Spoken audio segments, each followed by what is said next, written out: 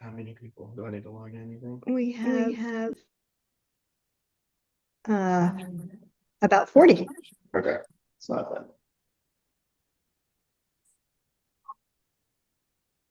And people are still coming on. I just want to let you all know we'll start in a minute. It's a couple minutes before 1, and we're still getting people who are joining us. So we will get started very soon.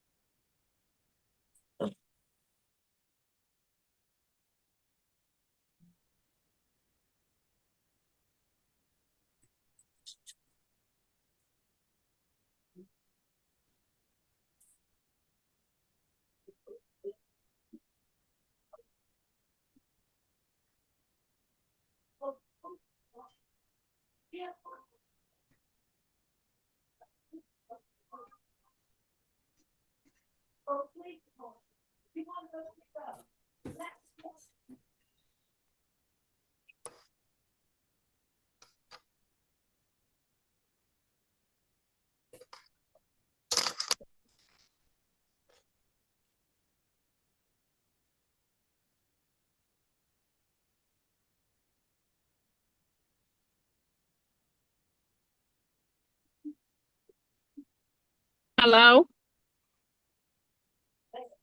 Hello, and thank you all for being here. We're going to give everybody just another minute or so. We've still got a lot of people signing in. I'm so happy to see everyone today. We'll get started very soon.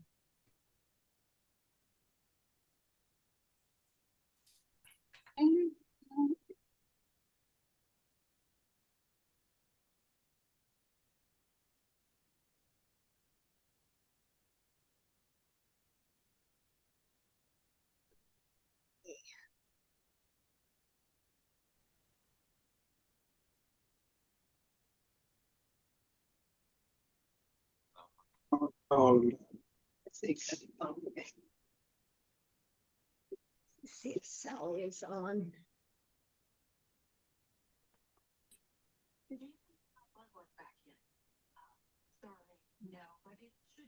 See this, I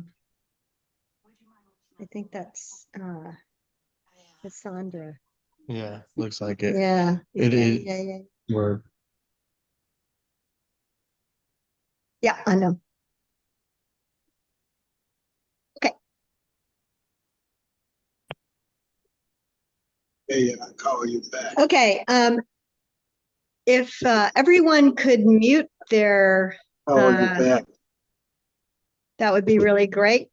And Sally, if you are on, can you take over allowing people to join? Are you able to do that? Yep.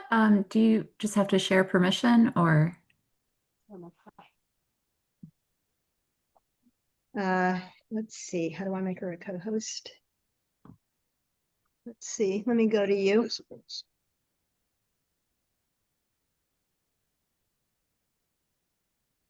There you are.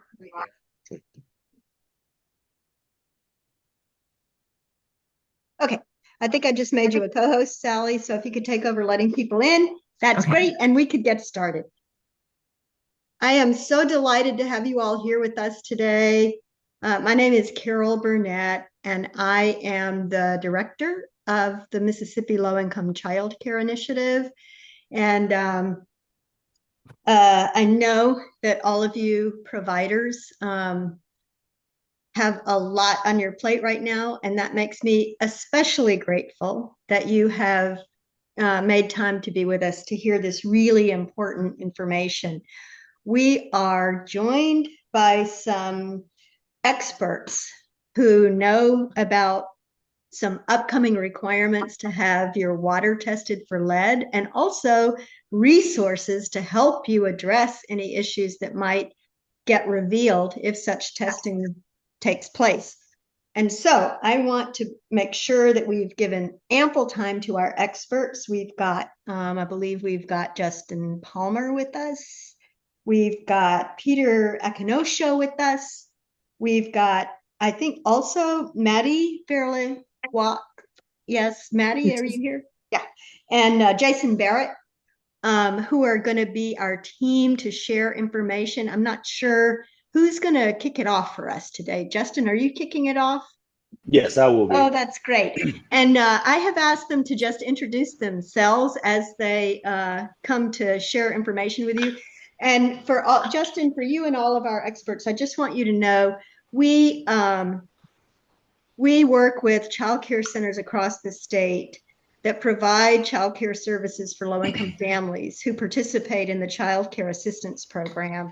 And these child care centers do a lot to help families, and in addition to the daily child care services that they offer. And so you've got a terrific group of child care center staff who are here to hear what you have to say. So thanks again for being here, and I'll let you take it from there. Well, thank you, and I appreciate you having me here. I know Peter and Maddie will come up and speak a little bit later towards the end of my presentation here. If it's okay, do you mind if I go ahead and share my screen? That would be terrific. Can you do that, or do I need to? I should be able to do it. Okay, great. Let me know if I need to do anything to help out with that. I think it is the presenter. It should be this one. There we go.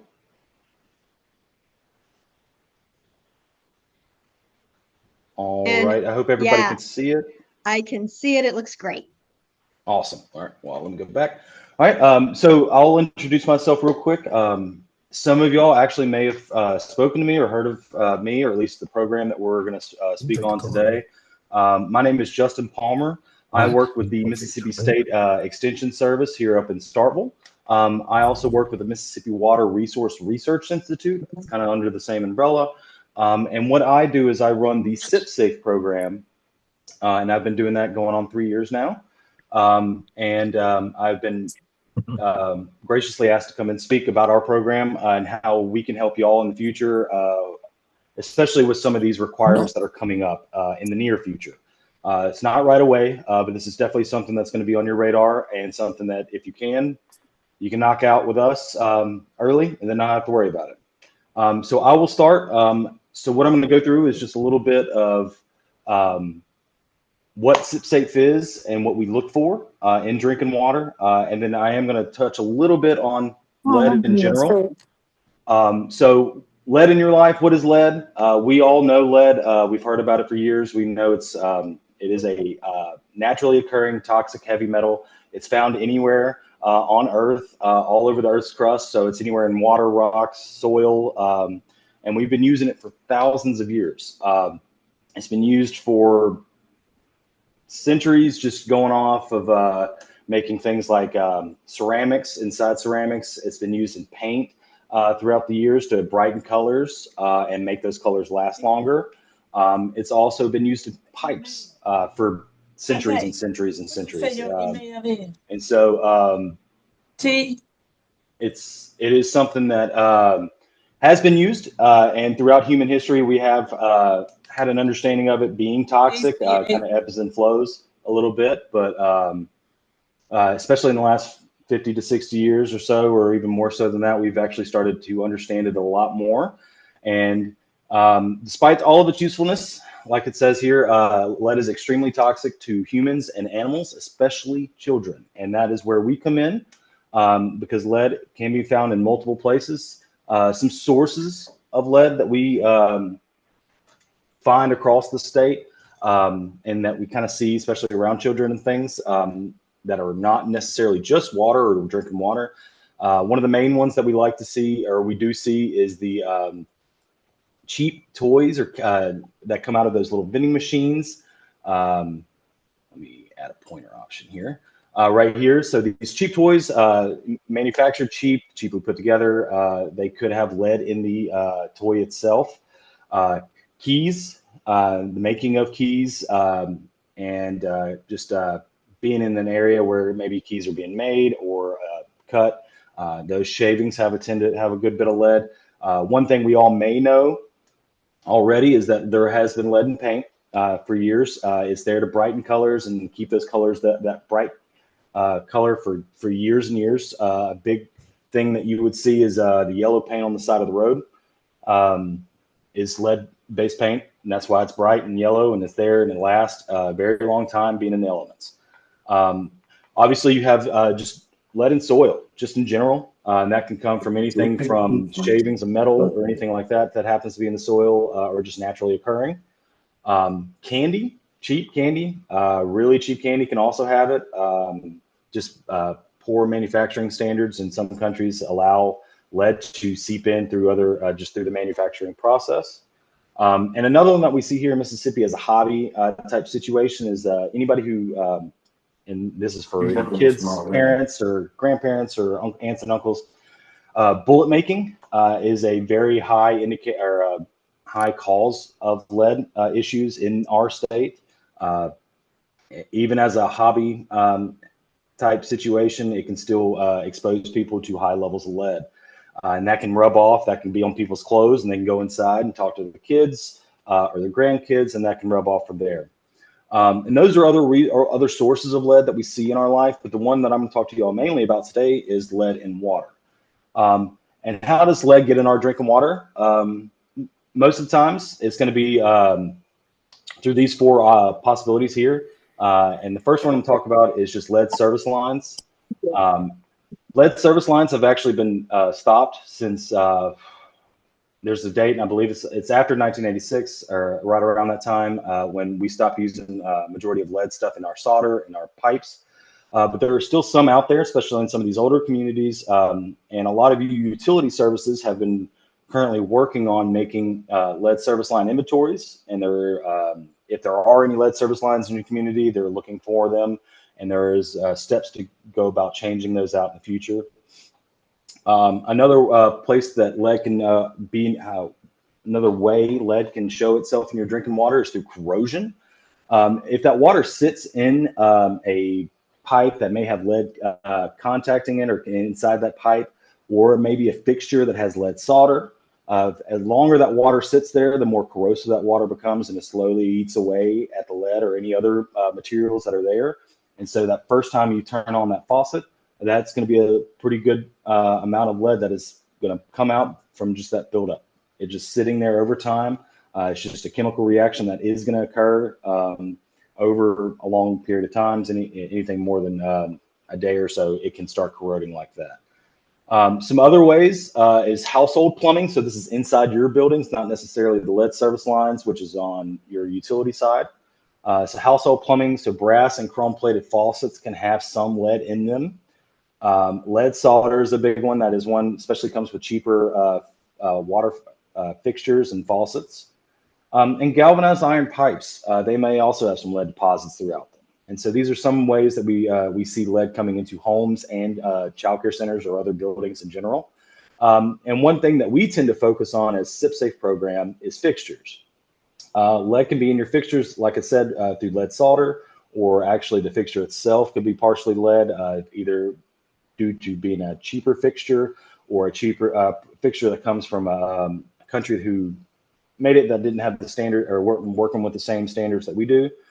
So you can see it in drinking fountains, hand washing sinks, kitchen nozzles. I've seen it in everywhere. Nowhere's really safe. Lead can be anywhere. But we do tend to see it in some of these, I tend to see it in these fixtures that use hot water majority of the time. So your kitchen sinks, your utility sinks. I do see those quite frequently, and I have a little bit of data to show you all about that as well. So these are places that you can find lead in your water, but what effect does that have on the kids that you're taking care of, and the kids we're trying to protect from lead? And so here are some impacts that we see on children under 6, which involves everyone in this group. And some things, the major thing that we need to let you know about is that children are the highest vulnerability to lead poisoning and some of the effects that lead can have on them. It's because they're absorbing, they're growing, and so they're at most danger. And some of the things that can happen to these kids who are exposed to large amounts of lead and can have high blood lead levels is some neurological damage that can reduce their IQ, and it can cause them to have behavioral issues and even learning disabilities. It could also cause them to have speech and hearing problems, delayed speech just based off of learning disabilities, and it takes time, a little bit longer to get to those milestones that we're used to seeing at certain checkpoints. It can also lead to nerve damage, which can cause hearing loss in these children, and that's absolutely awful in such a young child. Some more things are the physical effects. So it can slow down their growth. We used to hear this all the time about drinking a lot of coffee and things like that, and that's true as well. But lead can stunt growth pretty heavily. It can cause anemia and abdominal pains in children who are either intaking a lot of lead via inhalation, water, or food. There's multiple ways that can happen. And some of the long-term risk for these children who are exposed to large amounts of lead in their either facilities or at home, because this can happen anywhere, is developmental delays, mental health issues, and kidney damage has been cited as some of the long-term issues that we've seen from people who have had high blood lead levels in the past. And so these are the things that a lot of us looked at, especially the EPA early on. And I say early on, this program started around 2019 is when it really kicked off, but it was in talks probably from 2016, 2017 on. Pretty much after the Flint, Michigan water issue, the EPA took a hard look at some of the effects that the lead was having on the children and people in the area. And it kind of slowly trickled down to what we are, which is the SipSafe. And SipSafe is just the Mississippi version of this program. Each state and territory has a version of our program. We are funded by a grant, the the Water Infrastructure Improvements for the Nation Act. That was back in I believe 2016. Our goal is to reduce lead exposure in children from birth to 5, and that is our cutoff when we do these lead screenings. And we go to qualifying elementary schools and licensed childcare facilities, which should be everybody in this group. And we offer lead sampling out of your drinking water at no cost to you or no cost to the utility services. We cover the sampling costs. We come and do it ourselves. You don't have to do anything but let us in. And some other things that we do is that we educate childcare facility operators, owners, and staff, all of you, and I appreciate y'all being here, on lead exposure and some remediation techniques that I'll go over a little bit later that can benefit y'all. The remediation techniques are a statistically proven free technique that we like to let people know. It's easy, something you can do in the mornings just to help relieve that buildup of lead from the night before. Us as a program, we like to use the EPA's 3 Ts, which is the train, kind of what I'm doing right now. We go around and we sample and test drinking water in our childcare facilities and elementary schools. And we also take action. We have some outreach materials that we like to give away, such as educational material. We have a curriculum. We also have just other publications that are good for parents, some child care operators, and then also we have some stuff that is geared towards utility operators. So to go into a little bit about our program and what we do, I'm going to go back to kind of where we started. And when we started in 2019, our initial thought was to start sampling in 2020. Obviously, we had a little bit of a hiccup there, and we couldn't start sampling until 2021. When we initially started, we reached out to some partners across the state, the Lead Poisoning Prevention and the Bureau of Public Water Supply. We asked them a couple of things from the Bureau of Public Water Supply. We wanted to know where the lead service lines were that they knew about so far. And the lead poisoning prevention, we asked about any indicators of high blood lead levels in the state. And so we kind of took data from both of those departments and partners and put them together to make this heat map that we have here. And it came up with about 17 counties that we kind of initially focused on the first year. We quickly realized in that first year that we need to broaden our scope, and we've quickly moved to just going everywhere in the state. But this is just a little indicator of what we tried to focus on that first year, and quickly broadened out since then. So my hardest part about my job is recruitment. I'll be honest, for the most part, and actually a lot of y'all may have actually have spoken to me or have gotten a message from me. I cold call. I've been cold calling for the last 3 years. That has been the majority of our recruitment, is just speaking to operators and owners of childcare facilities and speaking to them about our program. Lately, in the last year or so, we have, due to these new EPA regulations that are coming for sampling, we've started reaching out to these utility services, and they've been a great help. With JXN Water, who is on right now with us in this particular presentation, they've been wonderful helping us get into Jackson, and we're calling folks there and slowly making our way through there. Other than that, I go to educator conferences. Hopefully some of y'all will start seeing me more and more at tabled events, whether it be at Head Start conferences or some other conferences throughout the state. There's plenty of them.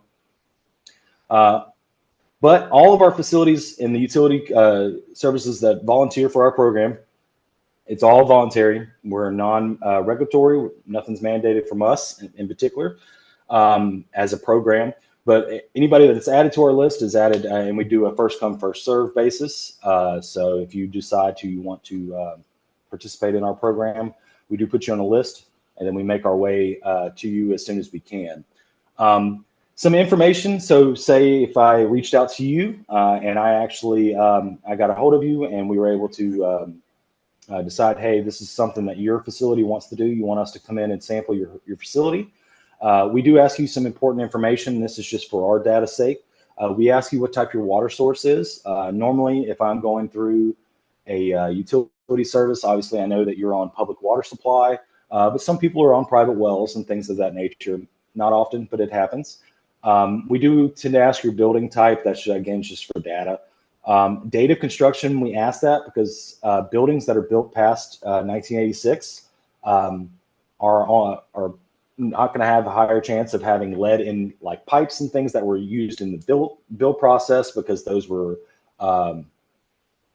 made illegal, or you're not supposed to use certain lead products in plumbing anymore after 1986. So we do tend to ask when your construction date or if any renovation has happened. That's just to kind of get an indicator of what we may see in your facility. We do ask for enrollment as well. That's just to keep up with how many kids we're able to service throughout our state.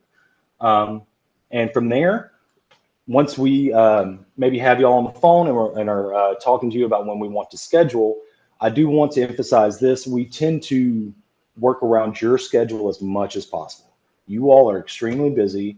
Almost every time I call, y'all have kids yelling at you, asking who's on the phone or something like that. Y'all are busy. Y'all are doing awesome stuff in there. And we work around your schedule as much as possible. So we work with you. I will say there are things I've gone to places on Saturday mornings, because that's the only time a director can meet me there without having kids there as soon as they open. I do tend to do elementary schools on Saturdays because it's easier, larger facility. But we come anytime during the day. We do come in 2 visits. So when we come for a pre-sample visit, and if it's usually in the afternoon, we come by just to take our notes. We sample or make sure all the faucets pour. It's just so that we know that they're working. And then we just take our notes, and then we come in the next morning for our sample visit. We come with your first employee in because we need to be the first ones to use the water. That's how you get an accurate sample for this. So we come in early. We've been to places at 2:30 in the morning. I was in Greenwood today at 6:45. So that means I got up at 4:30 to get there. So it doesn't matter if y'all open up at 5. We will get there if you need us to. Because like I said, we work with your schedule. The goal there is to make sure that we are able to pour all of our samples before anybody uses the water, just so it's an accurate sample. Once we do that, we'll typically take it to one of 2 facilities. We pour them in these 250 milliliters. We call them our first draw samples here. And once we do that, we have 2 state certified drinking water laboratories in the state. One's on the coast in Ocean Springs, and the other one is here in Starkville on campus. We use the one here on campus majority of the time, but we'll drop them off, and I would like to let people know it's usually about a 2-week wait period because they are doing other samples as well. But once I get those results back in, we generate a letter to y'all. It'll come in your email. If there is an issue or if there is high lead in a particular fixture, I highlight it. I go over it in the email with you. Our results letter also has remediation information for you. But I don't leave you high and dry. If there are issues, we have ways to help you work through that. And so and I say issues, so if a sample tests higher than 10 parts per billion of lead, it actually qualifies for our remediation portion. And this is a portion that actually kicked off last October. And hopefully some of y'all may have heard about this, but we weren't really able to fully put it into effect until recently due to some EPA paperwork that we were working on. But it is completed. And so I know this is a lot on the screen right now, and so I will kind of talk it through. But our remediation aspect of this program is that if your facility lets us in and we test your water and say your facility has 10 fixtures in your whole facility, if 3 of those show up at above 10 parts per billion, they automatically qualify for our remediation portion, which means that if a facility has above 10, they can go through our remediation steps to replace that fixture, and we can cover the cost of up to $200 per fixture. And there are some steps to get to that covered cost, but I did want to make note that I have this highlighted here, this $200. I have it highlighted because that is a big part of this. We are helping reimburse the cost, but I do want to note we are also actively attempting to increase this number. I'm not sure about how much, but we are currently working on trying to calculate how much we want to increase it by. So this number may change just going up. It's not going to go down. It could go up to 250 to 3. That's a possibility. But I was given permission to be able to chat about it. So that is a positive. I will say we have had some people go through remediation, and those people will be obviously reimbursed back up to whatever number we decide to. So they will be caught back up with everybody else as well. But I will use this $200 number for now. So if your facility has 3 fixtures that show above 10 parts per billion, and you go through our steps and change those fixtures and change them into an NSF 372 fixture, which is a lead-free fixture, and I'll show you more about that in a moment, we are able to cover up to $200 per fixture. So we can cover up to $600 of that cost of replacing those 3 fixtures. And we have no limit on how many fixtures in a facility. We've had some facilities with quite a few that have hit over 10 parts per billion in the double digits in terms of amount of fixtures that need to be replaced. And that's okay. We have the funds to be able to replace that and help you replace that because that's why we're here. I need to get these funds to y'all because that helps y'all. And that's what the funds are there to do. They're not to sit here and collect dust. So I need to get these out, and I would love to. And I kind of make that note because if you have participated with us in the past, anywhere from 2021 to now, you are eligible for this remediation if you had a fixture above 10. You don't have to get re-sampled or anything like that. You are automatically in this remediation, so you just have to start the steps. And this next page will kind of break down the steps that are required a little bit. So for remediation, all we ask is that you take pictures of the fixture that you want to replace. You're going to replace that fixture with an NSF 372, and that's the sticker over here on the right-hand side. And that has to be on the box. And we have to have a picture of the box, the brand new box. If you get it from Lowe's, you get it from Walmart, anything like that, take a picture if it has this the sticker on it, or take a picture with that. You also need to take a picture after the replacement is done, and then provide us with an invoice from either a plumber or a handyman, just so we know the cost. We will also need a W-9, and we need a W-9 because, excuse me, we input y'all into the Mississippi State Bully Buy Vendor Program, which just means we can send a check to you. So you would just need to complete your, or make sure your profile is correct, which AKA just means your physical address is right, and your email address is correct, just to get confirmations. Very simple stuff like that. Once you do that, we are able to schedule a replacement sampling. So this morning, I'll use an example. I went to Greenwood. They had 5 fixtures that they were replacing at their Head Start. I went in there, showed up at 6:45, was able to go in. I took those 5 samples. I was out before the kids got there, even for most of the staff was there.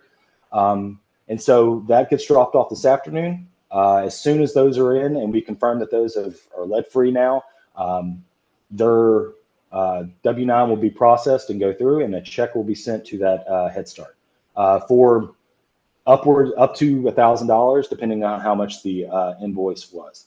So it seems like a little bit of a lot, but it's actually pretty straightforward. I also don't leave you high and dry on this either.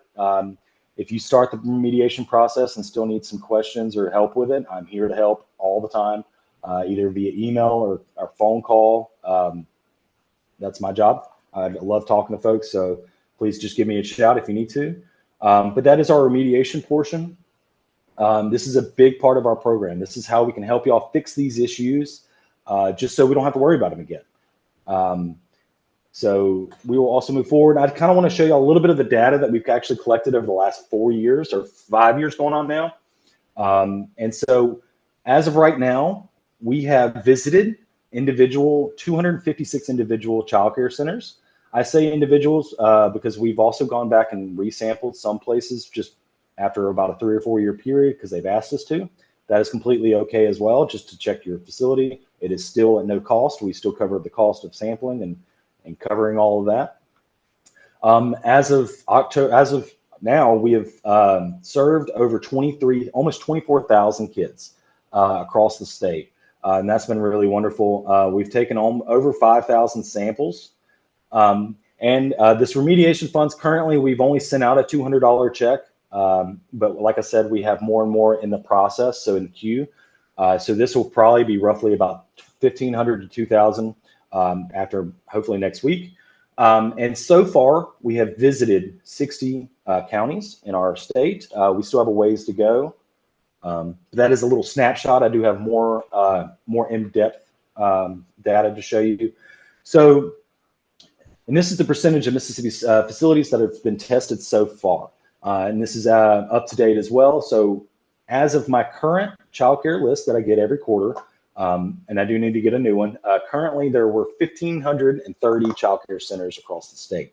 That tends to fluctuate about 50 one way or the other. Places open, places close all the time. Sadly, we know that. But so far, we've only hit about 17% of these facilities, about 254 facilities. So we still have a long ways to go, but we're partnering with utility services, partnering with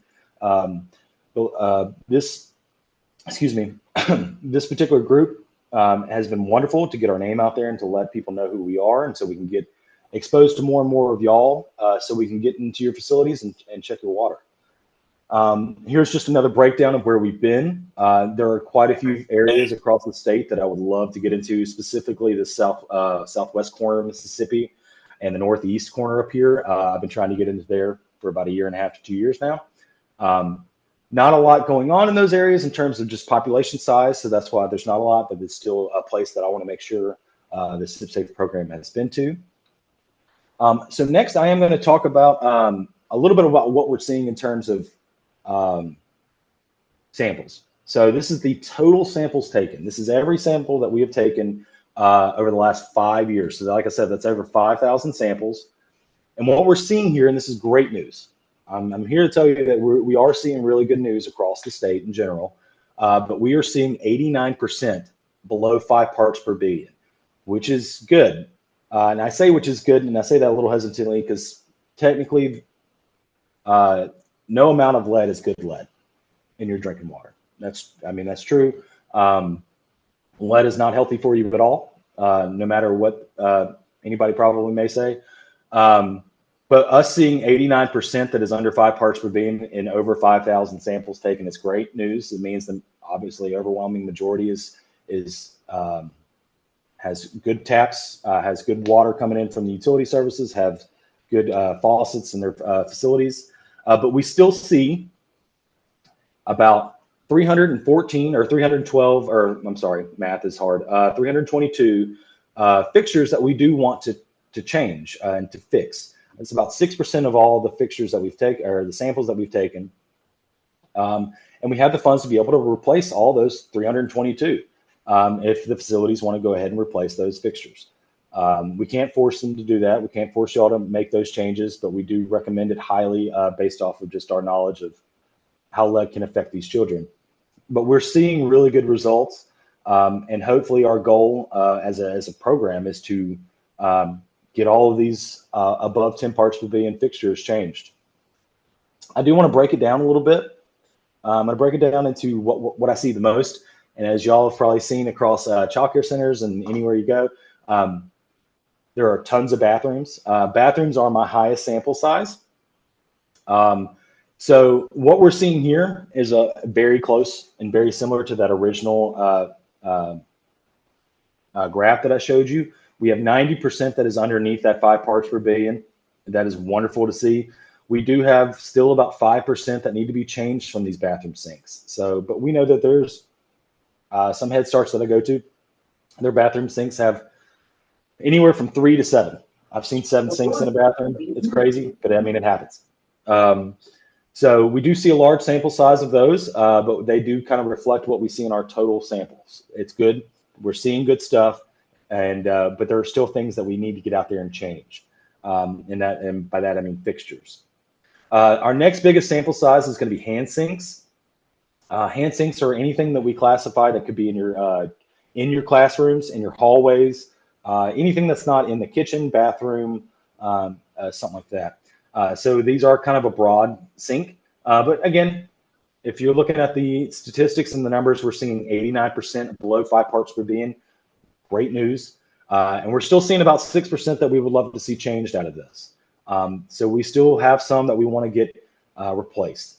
And the next one I'd like to show is the kitchen sink. And I say the kitchen sink, I bring this one up because in facilities, besides maybe janitorial sinks or utility sinks, these are the most costly of the appliance or the faucets that get replaced. What we see here is we do see a little bit lower number, but it's 86% that is below 5 parts per billion, with a little bit higher number of 7% that needs to be changed out. I bring these up because these can include anything from your hand sinks that are in a kitchen to those sink nozzles over maybe a 2-compartment or a 3-compartment sink. And I bring that up because we've had people replace those, and those are more expensive.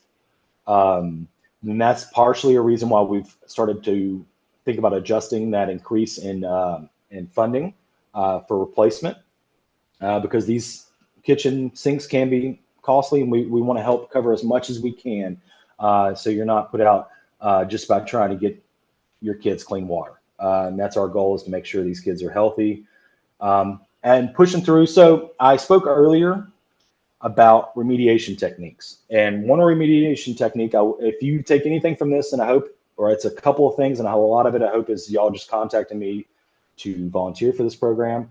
But one thing I want to let you know is that an easy, free, and I don't like using that word much, but free is the best thing, easy, free remediation technique to alleviate lead buildup is to let your water run for 30 to 60 seconds in the morning. This flushes out the buildup from the night before and brings in water to get all that just build up from the night before through those fixtures out. And this kind of proves it. This data right here shows it. So we do, if we can, if we're able to, we try to go back to these facilities that show a fixture that is above the 5 parts per billion. That is our action level. It's very conservative, but we did that intentionally. We did that so if we do get to go back and take the samples, they can help prove our remediation technique. So this data that I'm showing you right here is me going back to a facility that has already tested high lead. And this is my first draw from it. So this is me first thing in the morning pouring into my bottle. What you see here is all of these initially tested at least above 5 parts per billion, at least above 5. So what you're seeing is 8 of these 61s that I tested, 8 of those are non-detect, which usually means that fixture was used a bit more frequently since I came back. And so that water had been flushed out more regularly. And we also see a large percentage of these, 59%, are below 5 parts per billion. Still great news. That means they're already less than what they initially tested as, but still showing some. But we do see a few of them that are high right here. 5 to 10, 10 to 15 is still pretty high, and then above 15 parts per billion is about 4 of these that showed that. And what we see after letting the water run for 30 seconds, I'll pull another sample. And what we see is a drastic drop in lead. That lead buildup is gone in a majority of them. I do have some outliers that I will show you about, but that is something different. So I'll go back a little bit. The non-detect right there is at 8%, or 8 of them, so it's 13%. After letting the water run for 30 seconds, it's 28. So 20 fixtures showed no lead after letting the water run for 30 seconds. Another 42% of those, another 26 of them showed below 5 parts per billion. You had nothing between 10 and 15, and you only had 1 above 15, which is different as opposed to previously. You had 4 above 15, and 5 of those were between 10 and 15, or 10 and 15. So what I'm saying, and it's long-winded, and I apologize, is this remediation technique is really easy, really simple. I've actually gotten into the habit of it. If I know I haven't gone to a water faucet or a water fountain all day, I'm going to let it run for a second just to let that water buildup go, or let any buildup in there flush out. Those fixtures that showed an elevated after letting the water run for 30 seconds, this is a very convoluted graph. I'm glad I have a little bit of a pointer. If any of you know Dr. Barrett, which is a maybe, he came up with this, and it's very confusing. I apologize. But this is the same information from the last 2 graphs. On the left-hand side, we have the first draw, and on the right-hand side, we have the flush draw. So that is after the 30 seconds. What we're seeing here is a majority of these are dropping, going down to the right, which means that they have less lead in them. It's great. It's what we want to see. But what you can barely see right here, and there's 3 of them, is there's 3 lines that are going up right here. And what that indicated, and we went back and did a little bit more tests, and what that indicated, that those were lead service lines, and we were able to let the utility service know that they had that possibility outside this facility, and they were able to check it, and that's what those were. So it also gives us another way to make sure you don't have any lead service lines coming to your facility, and that's just a double check for us. So that is all the data that I have. We do have some resources like I spoke about earlier. We have water safety lessons. This is lessons that were made by some grad students and professors here on campus at Mississippi State University. They are certified to be used in elementary schools and in child care centers, and they are free on our extension website. All of our publications are free. Please download those as much as you want. It's just mostly for the teachers to kind of give lessons about water, just coloring books, stuff like that. We also have some informational flyers for parents, operators, utility operators, or like child care center directors or principals. We have lead prevention strategies, follow-up remediation plans, and other resources are remediation funding. And so the future of SipSafe, and what I would like to see from us, and hopefully a little bit of help to y'all, is more remediation data. I'm hoping next time I can talk to y'all, I can tell you, hey, y'all, I've had 30 to 40 facilities contact me, and we're already going through remediation, and all these folks are getting their fixtures changed. They're getting their checks in the mail. Hopefully I have that news to give you the next time I talk to y'all or see y'all. Another thing that we're hoping to do is progressively increase our sample sites. We've actually hit our goal for the first time we've hit our goal twice the last 2 years for the first time kind of happening. So we've actually increased our goal. We're hoping to push past where we normally hit and get into more elementary schools. This is a big one for us. And continuing recruitment with people like the JXN Water and Jacobs who are here to help us. Your community, there's a good amount of utility services that reach out to us when we do our vending and tabling at these places. And our main goals are to raise awareness and remove fear. Lead is an issue, but we can help reduce it. And just overall is to decrease the childhood lead exposure. And that's our program. I do have an intake form, and this is a QR code that takes you directly to an intake form that is on our website now. What happens is if you are interested in our program or even just want more information, you want to volunteer your facility, heck, you want us to come next week, you could follow this either link or this QR code, and it'll take you to an intake form. You just fill out that information, and I get an email directly. And it lets me know when you want me to call you, what good times are for you and stuff like that. So I don't just call you randomly throughout the day. Again, your schedule is very important. This will also be up on the next page. Here we are. And that's all I have. I will be taking questions, but I do know that Peter and Maddie are going to have a moment to speak. And so I'm going to leave it to them at this point because they are next on the slide. Justin, thank you so much. Sorry, Peter. I just wanted to thank Justin for that super informative presentation, and also to let people know that if they want to reach out to the Child Care Initiative, we can also help connect you. So there are a lot of ways you can get the information that you need. All of us really care about children's health, and we are so delighted about all the resources that you're bringing to the table for childcare providers. So Peter, go ahead. No, Carol, thank you so much. Hey folks, so my name is Peter Akinosho. So I work for JXN's Water system through a company called Jacobs Engineering. We run all the treatment plants and do a lot of work in the distribution. And I know you've probably heard about JXN in the news if you've been reading articles in the past couple of years. There's been a lot of things out there.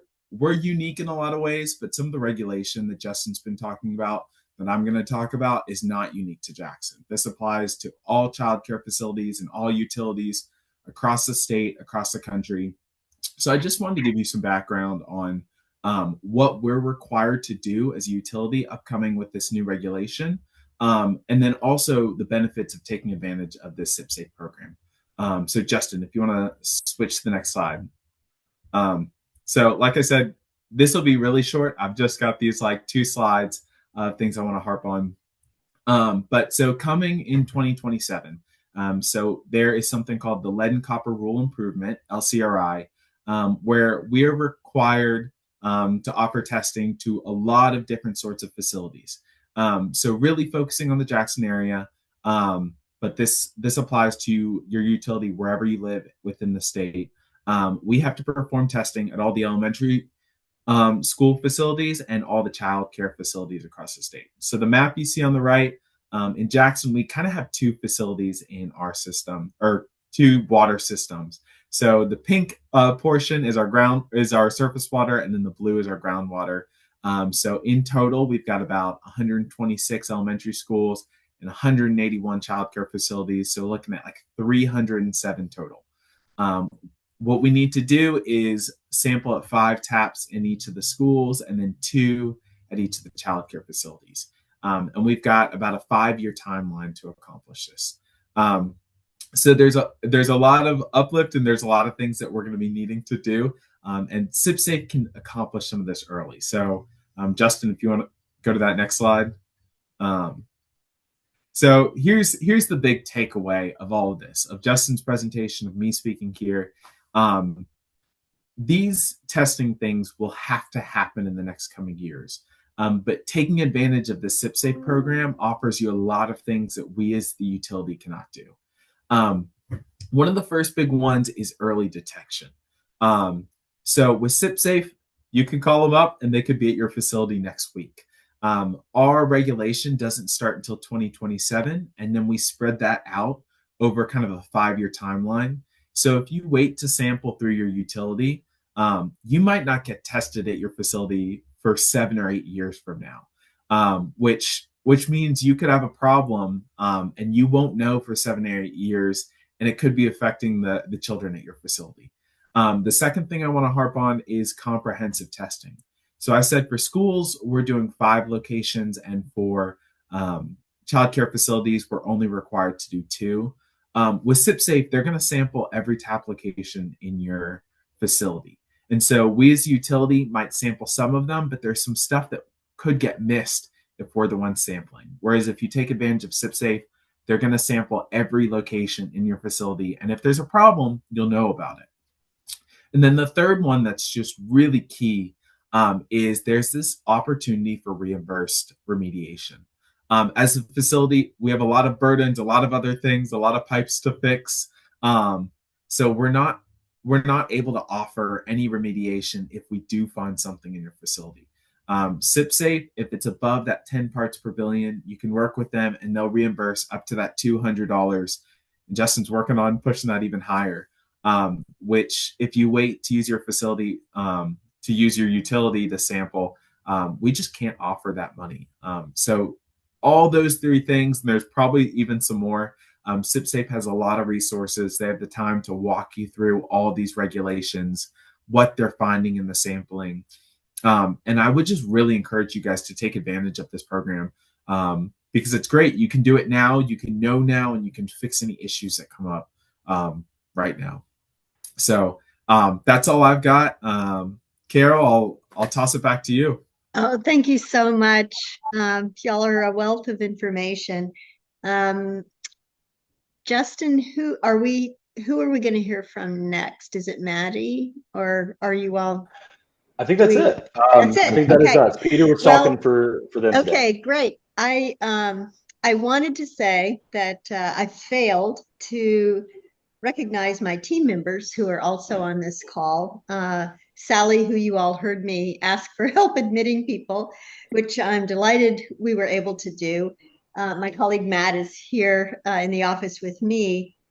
Jerlene Osborne is on the call. Zakia Summers is on the call. And our case managers around the state, Belinda Thornton, Karen Blumenberg, Monica Braxton, and Zaffron King. So I want to thank all my team who are also here. If you all have connections with any of our folks, they're also a place that you can reach out to for information. I haven't seen, if you all have questions, if you wanted, I didn't see any in the chat except for the question about whether a recording of today is going to be made available. And I want to let everybody know that yes, a recording is going to be made available so that you can rewatch and share with others. Justin, I'm glad that you have the screen up because I want people to be sure to get your contact information to follow up so that all of our childcare center partners can take advantage of what SipSafe has to offer. Does anybody have? Yeah, go ahead.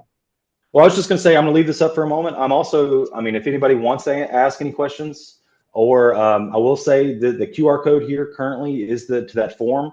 That might be the best way to do it. It will be on our website. So you can just type in SipSafe and extension service, and it'll take you to our website. And that form is also on there. That's great. But that is the best way to kind of put your name in for me to give you a call or an email to get in contact with you. Well, our folks, that's so great. And the resources that you offer, not just to identify the problem, but to offer resources to solve it, that is a very terrific resource for our childcare centers because it's rare that resources to solve problems are actually made available. So that is terrific. Let me see if anyone has any questions. You're welcome to come off mute and ask. I don't see other questions in the chat, but please feel free if you have a question to offer it now. Yeah. Someone did ask if this was just for the Jackson Yeah. area, and this is for the Very good.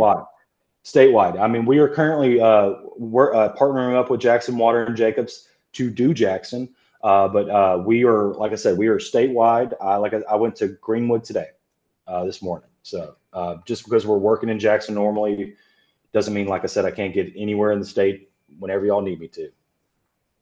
Fabulous. Okay, so is this going to be one of the requirements for all child care centers? This is one of the new requirements they're trying to implement in the rules and regulation. Let me just clarify, this is not part of the Department of Human Services CCPP policy manual for parents and providers to participate in the Child Care Assistance Program.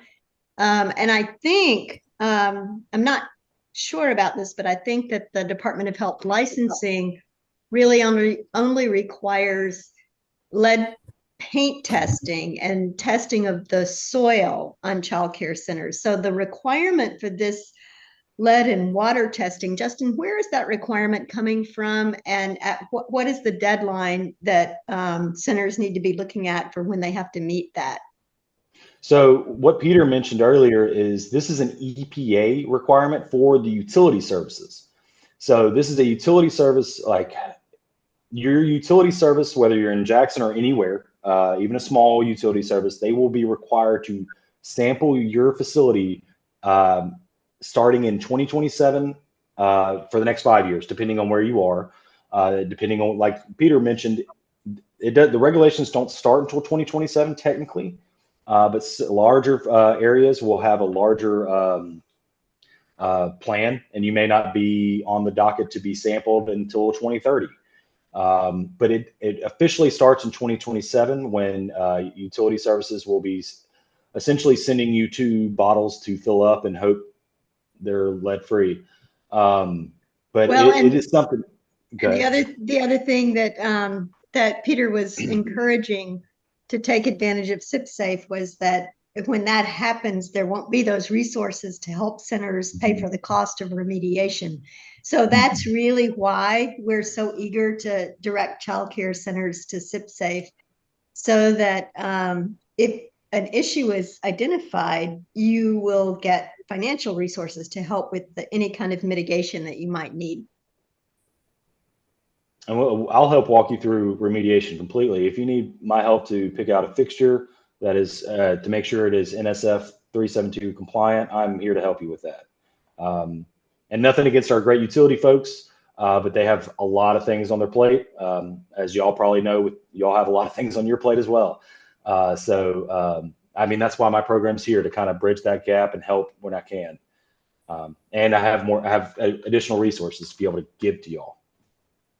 And I just wanted to add to this. My name's Maddie Fairley Wax. I work closely with Peter for Jacobs and with JXN Water. And I just wanted to clarify that the work that SipSafe is doing and the samples that they're taking now do meet that requirement, even though they're done earlier than what the utility is required. So anything that SipSafe does now does fulfill the requirements that the utility will begin in 2027. So if it's done now, it won't need to be done again once the utility, once that regulation goes into effect for the utility. That's very helpful. And Justin, you saw the question about your contact information. Somebody wanted you to put it in the chat. Thank you for doing that. Yeah. I'm also going to try to get the link for that. Here, I can actually maybe pull it back. Let's see. I'm just going to copy this link real quick to make sure it's in the chat as well. I have had quite a few already fill out this form, and I appreciate that. That's wonderful. Make sure to have it correctly for everybody.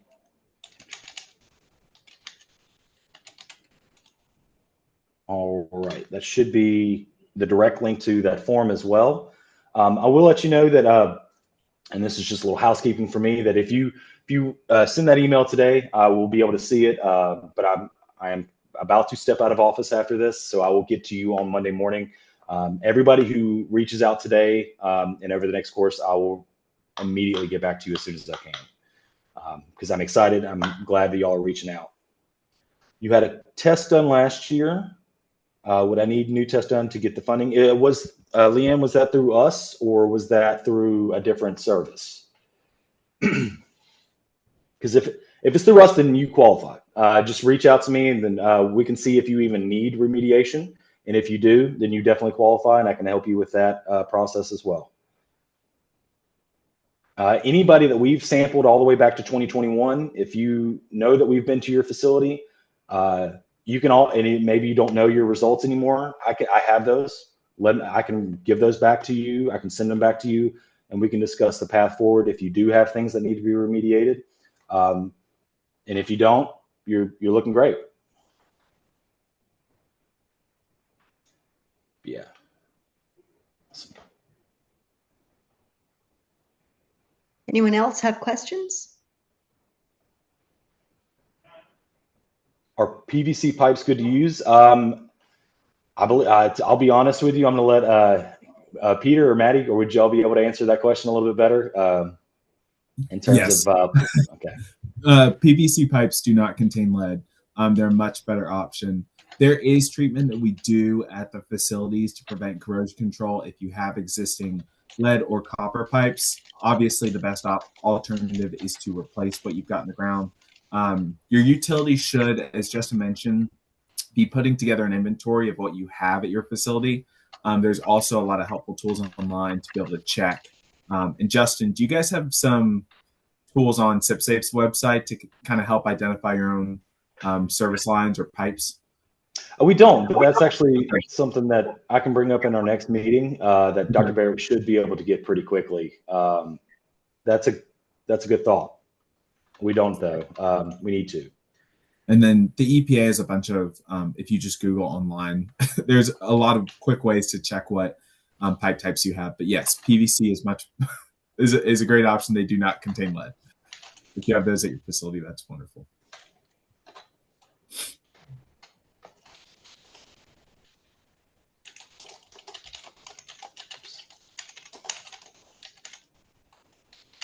Anyone else?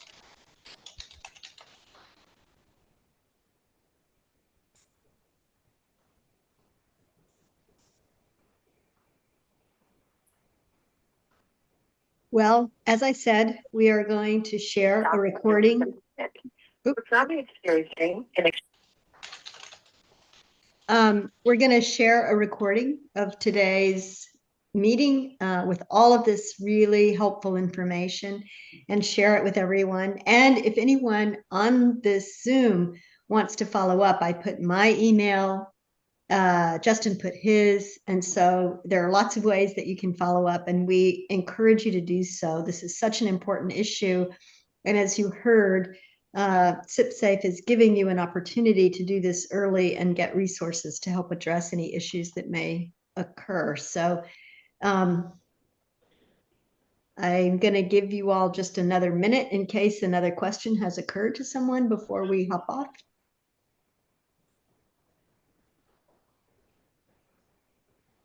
Well, I want to thank our presenters. I want to thank our expert panel that agreed to join us today.